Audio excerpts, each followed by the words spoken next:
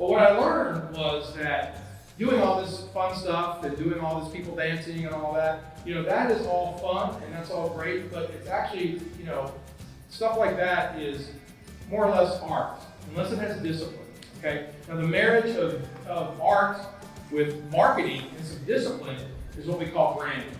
But you find your passions in different ways. I always wanted to be better than the next person. If somebody, I look at YouTube, I look at my competition all the time. All right, what do I need to do? How do I need to step up my game? That's the one thing, the reason I left that on 15 is because as they advance, they want more and more GPUs. So that's the software is free, OS is free, but the hardware starts to get more expensive. At the end of the day, when somebody's searching for you or your product or searching for anything in particular that you offer as a service, you want to make sure you've got something there that tells about what you're doing so that Google, when it indexes your site, those keywords are picked up and related to you.